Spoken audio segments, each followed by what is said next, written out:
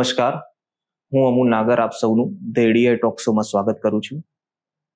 આજે આપણા પોડકાસ્ટમાં એક એવા વ્યક્તિત્વ છે જેમને આપ લોકોએ ખેડૂતોના પ્રશ્નો હલ કરવામાં, જમીન, માલિકી, મિલકતના પ્રશ્નો હલ કરવામાં, કાયદાકીય ઉકેલ માટે એમના માર્ગદર્શન વિડીયો ક્યાંક ને ક્યાંક સોશિયલ મીડિયામાં જોયા હશે.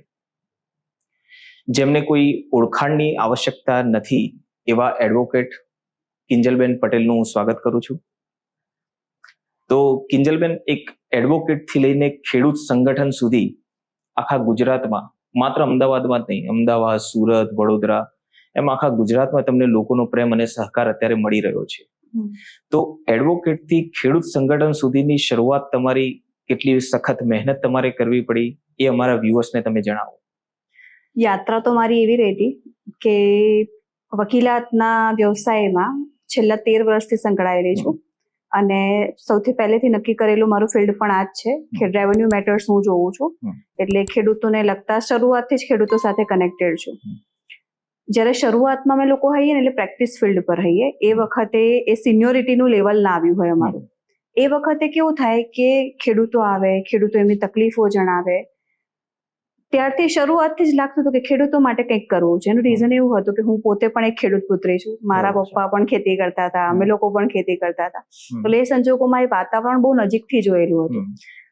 ધીમે ધીમે વ્યવસાય સાથે સંકળાતા ગયા, જેમ જેમ આગળ વધતા ગયા ને ત્યારે ખબર પડી કે જમીન લાગે તો બહુ નાની, ભલે 2-5 વીઘા ગમે તે હોય, 2-5 વીઘા 10 વીઘા લાગે બહુ નાની, પણ એની અંદરની જે તકલીફો છે ને એ એટલી અઘરી હોય છે.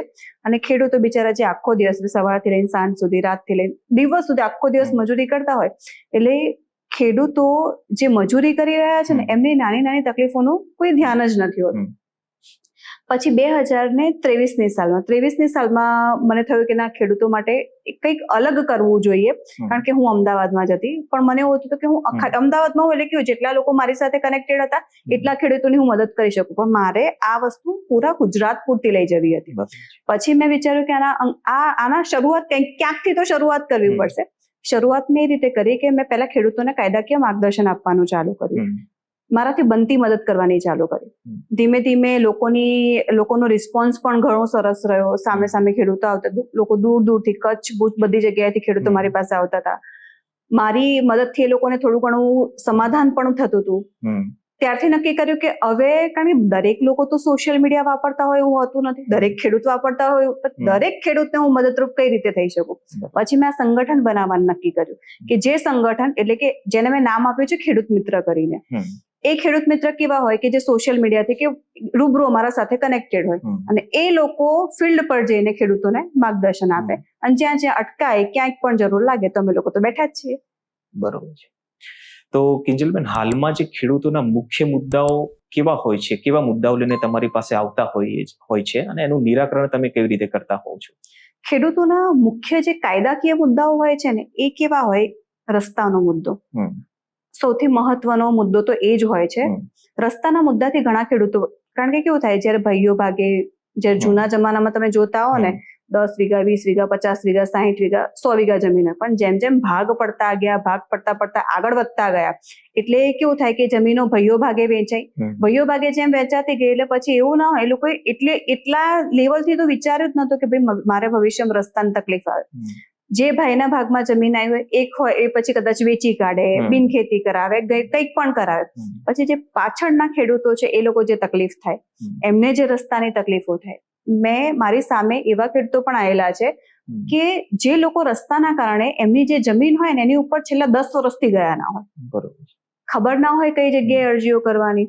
આવી રસ્તાની તકલીફો હોય, વારસાઈની તકલીફો હોય, કાં તો પછી કેવું વહેંચણી, આખી જે સંયુક્ત મિલકત હોય, સંયુક્ત મિલકતમાં પોતાના ભાગનું જે પણ કંઈક કરવું હોય એમાં બંધાતા હોય, અઢળક તકલીફો હોય છે. અને મિલકતના મોટા ભાગે મુદ્દાઓ કેવા હોય છે? આપણે ખાસ કરીને અગર અર્બનના વાત કરીએ તો એમાં મિલકતના મુદ્દાઓ શહેરીજનોને કેવા હોય છે? આપણે મિલકતના મુદ્દામાં કેવું હોય, મોટા ભાગે મિલકતમાં સૌથી વધારે સમસ્યા આવતી હોય ને તો એ કઈ હોય કે જે ફ્લેટ હોય, ટેનામેન્ટ હોય ને ત્યારે જેનું રેગ્યુલર કે લોકોને ખબર નથી હોતી. આજે તમે જોજો કે અમદાવાદ હોય કે કોઈ પણ મોટી સિટી લઈ લો, મોટી સિટીમાં જે ટેનામેન્ટો જે જગ્યાઓ ઉપર બંધાયેલા છે, લાંબા વર્ષોથી એ લોકો પાસે કબજો હોય, વેચાણ કરાર, પાવર ઓફ અટર્ની ઉપર તબદીલી પણ થતી હોય, પણ એ મિલકત રેગ્યુલર છે કે નહીં એ પણ એક સવાલ ઉભો થતો હોય છે. પછી કેવું સમય જતા એ લોકોને અંદાજ, જેમ જેમ કહેવાય ને, આ સોશિયલ મીડિયા આવ્યું, હું તો એક કહું છું કે બહુ સારી વસ્તુ છે કે જેના કારણે લોકોને જાણકારી મળે છે. બાકી તો વેચાણ કરાર, પાવર ઓફ અટર્ની, એકચ્યુઅલમાં એ મિલકત જોવા જાવ ને તો ખેતીની જમીન બોલતી હોય, જેની ઉપર આખી મોટી મોટી સોસાયટીઓ ઉભી હોય છે.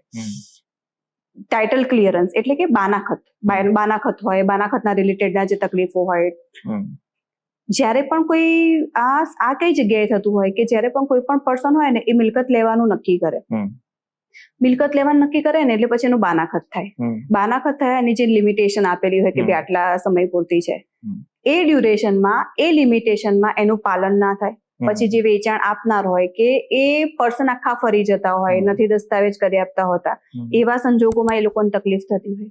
જે નવા પરચેઝર એટલે કેવા, જે નવી સ્કીમ ઊભી થઈ રહી છે, બિલ્ડર સાથે સીધા કોન્ટેક્ટમાં હોય, બિલ્ડર સાથે સીધા કોન્ટેક્ટમાં એ લોકો બાનાખત કરાવે. બાનાખત એટલે કેવું, ખાલી પેમેન્ટ આપી દે, ખાલી કાચું લખાણ પણ ના હોય, અને એવી તકલીફો ઊભી થાય. આવા અઢળક પ્રોબ્લેમ અર્બન સિટીમાં પણ રહેતા જ હોય છે. અમારા વ્યુઅર્સને એ જણાવવાનું કે આપણો ભારત છે એ કૃષિ પ્રધાન દેશ છે. આપણા દેશમાં જ્યારે 1991માં એલપીજી રિફોર્મ્સ આવ્યા, એ પહેલા ભારતીય અર્થતંત્રમાં મુખ્યત્વે આપણે સ્ત્રોત જોઈએ આવકનો, તો એ ખેતી જ હતો. હાલના સમયમાં ઓલ ઓવર ઇન્ડિયામાં લોકોની એવી માનસિકતા છે કે ખેડૂતોને દરેક પ્રકારનો સરકારી લાભ મળે છે, સબસિડીનો લાભ મળે છે, કોઈ પણ પાક એ ઉગાડતા હોય તેમને ટેકાના ભાવો પણ સારા એવા મળી રહેતા હોય છે. છતાં પણ આપણે કોઈ પણ માધ્યમથી ખેડૂતનો સંપર્ક કરવાની કોશિશ કરીએ ત્યારે ઓલવેઝ એ તકલીફમાં જ હોય છે. તો તમે તો ગ્રાઉન્ડ લેવલ પર ખેડૂતો સાથે કામ કરો છો, તો તમારું આમાં શું વિચારવું છે કે એ કેટલું સત્ય છે? હા, શહેરમાં રહેતા લોકો હોય ને એમને એવું લાગે છે કે ભાઈ ખેડૂતોને આટલું બધું મળે છે ને તો ખેડૂતો રોતા ને રોતા હોય છે. અને કહેવત છે વડીલની, બહુ સાચી છે, મોર ખાય, ઢોર ખાય ને ચોર ખાય, પછી વધે ને તો ખેડૂત ખાય. વિચારો, જ્યારે ખેતી કરવાની શરૂઆત કરે ત્યારે એ જમીન પર એ નીંદણ નાખે, ભાઈ જે પણ છે એનું જે નાખ, પછી મોર મતલબ કે પક્ષીઓથી જમીનને, ખેતીને બચાવે, પછી રોજડા અને બધું ઘણા બધા અલગ અલગ પ્રાણીઓ હોય છે કે જે પાકને નુકસાન કરવાની તૈયારી કરે, એનાથી બચાવે. ચોર ખાય મતલબ કે ગામના લોકો હોય કે જો ઘણા બધા અલગ વ્યક્તિઓ હોય છે કે જે એ પાકને છીનવવાની કોશિશ કરતા હોય. એ સિવાય જે વાતાવરણને તો આપણે ભૂલી જ જવાનું, કોઈક વખત વધારે વરસાદ પડી જાય, કોઈક વખત સાવ વરસાદ ના પડે, એ સંજોગોમાં આટલી બધી મહેનત કરીને પાક લઈને એ ખેડૂતને પાક મળે, પાક લઈને જ્યારે વેચવા જાય ત્યારે એને એવા જેવા ભાવ જોઈતા હોય, જેટલે કારણ ઘરમાં જે 5 રૂપિયામાં પડ્યો હોય તમે ત્યાં આગળ જાઓ પેલા કે હું 4 રૂપિયામાં આપીશ, એને પોસાવાનું છે, સહેજ તો વિચારો. એટલે એ તકલીફ એ લોકોની જે છે ને, એ જે ગ્રાઉન્ડ લેવલ પર જાય ને એને સૌથી વધારે ખબર પડે. તો કિંજલબેન, ઇન્સ્ટાગ્રામ ને સોશિયલ મીડિયામાં તમારે, મેં જોયું કે 10 લાખ કરતા વધારે ફોલોઅર્સ છે, અને એક પેજ પરથી મેં જાણ્યું કે તમે ખેડૂત સંગઠન બનાવ્યું છે. તો હાલમાં થયેલું એક ખેડૂત સંમેલન વિશે તમારું અભિપ્રાય આપો કે તમને કેવો અનુભવ રહ્યો જ્યારે તમે એક ગ્રાઉન્ડ લેવલ પર ખેડૂતોને મળે, એમની સાથે વાતચીત કરી, તો શું અભિપ્રાય છે તમારો એના વિશે? મારું પ્રથમ ખેડૂત મિત્ર સંમેલન હતું જે મેં ખેડા ડાકોર ખાતે રાખેલું હતું.